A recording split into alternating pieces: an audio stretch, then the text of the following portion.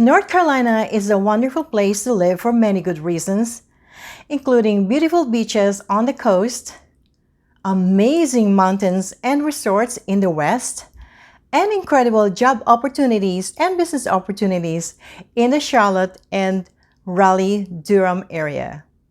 Cost of living here is a lot lower than in Los Angeles, California, where my family moved from 21 years ago.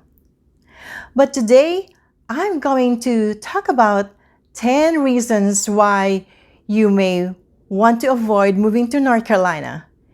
This video is not about deterring you from moving to North Carolina, rather to give you food for thought and help you make a smart decision in the near future. Stay tuned.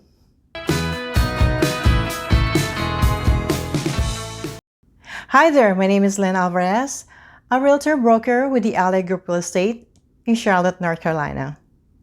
If you have any real estate needs, whether buying a new home or selling your home, please feel free to contact me at 704-975-2429. I'd love to share with you my experiences working, eating, playing, and living here in North Carolina. Please subscribe to our channel if you are new here. So today, I will tell you 10 reasons why North Carolina may not be for you. Some of these things may not be a big deal for you. We've been living here for over 21 years and raised our kids here, and obviously, I really feel that it was the best move we ever made.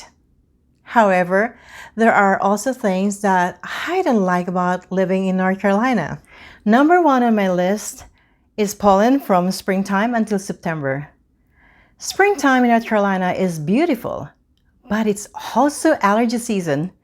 This is really bad in North Carolina due to so many types of trees, bushes, grass, and weeds. For some people, allergies persist into the summer just because we have plants that pollinate in the summer too. You'll find pine pollen coating your cars and patio furniture and settling on top of puddles and lakes. Allergy misery can feel never-ending, so keep your allergy meds handy. The weather here is difficult to plan around. It can be 90 degrees and sunny today, 60 degrees and raining tomorrow morning. It is just cannot make up its mind. It can change within a matter of hours or sometimes minutes. I make sure that there is an umbrella and jacket in my car just in case the weather decides to change its mind. How crazy is that? Too much rain? Is it good or bad to have too much rain? We are from California, so it's a blessing to experience rain just about every week. Californians are lucky to have rain even twice a month. Here in North Carolina, you don't need an irrigation system to care for your lawn and plants. But sometimes too much rain can ruin your plans for the week. Charlotte gets 43.1 inches of rain per year on average. Raleigh gets 45.8 inches per year on average. Compare this to the national average of 36.1 inches per year, or Portland's average of 42.6 inches per year, or Seattle's average rainfall of 38 inches per year. I like the rain, but some people don't. This is in line with the weather, but I'm calling it out because I really don't like the humidity in North Carolina, which averages 70.6%. The high humidity ruins my hair, especially July to September when it's in the mid 70%. You get sweaty easily and the sweat stays on you, unable to evaporate into the air. If you don't like humidity, North Carolina is not the place for you. A lot of people drive their own cars, but what about those who rely on public transportation? How do they get to work or from one place to another? Public transportation provides people with mobility and access to employment, medical care, shopping, and other recreational or social opportunities. According to alltransits.com, among the top 77 big cities in the United States, Charlotte ranks number 48, Raleigh number 53, and Greensboro number 66 for public transportation. If you need to depend on a bus or train for getting around, North Carolina may not be the place for you. Charlotte has public transportation, but it's largely limited to the city center and immediate surroundings. Public transportation is definitely not as extensive here as in New York City, Los Angeles, or San Francisco. Where do you buy liquor in North Carolina? I'm talking about whiskey, bourbon, vodka, gin, brandy, tequila, rum, and scotch. Outside of bars and restaurants, ABC stores run by the state are the only places in North Carolina where you can buy liquor. In grocery and convenience stores, you can find beer and wine. Alcohol can only be sold or served Monday through Saturday between 7 a.m. and 2 a.m. On Sundays, alcohol can only be sold, served, and consumed after noon. If you're planning a party serving alcohol, better make sure you have an ABC store near you. Delicious fried foods like fried chicken, fried pork, fried fish, French fries, potato chips, and many other foods high in fat, calories, and salt are plentiful in North Carolina. A few studies have linked fried foods to serious health problems like type 2 diabetes and heart disease. Pulled pork and barbecue are really big here and can be very fatty. But wait for it! The North Carolina State Fair is one of the most anticipated events of the year. People love the rides, games, and greasy fair foods such as fried Oreos, fried bacon pimento cheeseburger egg roll, deep-fried Jell-O, deep-fried Cuban roll, and many other artery-clogging foods. Yes, they are delicious, but are they worth it? Oh, and to top it all off, in North Carolina, we have sweet tea, which is loaded with sugar, not the iced tea you may know and love. And have you heard of cheerwine? It's a cherry-flavored soda created in North Carolina in 1917. A 12-ounce serving of cheerwine has 42 grams of sugar, more than what's in Coke and Pepsi. So if you want to move to North Carolina, just be mindful of how easy it is to eat unhealthy foods here. Is the Tar Heel State red, blue, or purple?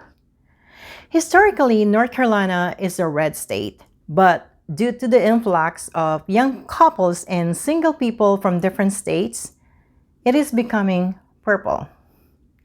When it comes to Democratic leanings, no place in North Carolina is more liberal than the state capital of Raleigh and the big city of Charlotte. If you go to the suburbs and more rural areas, you can expect people to be more conservative.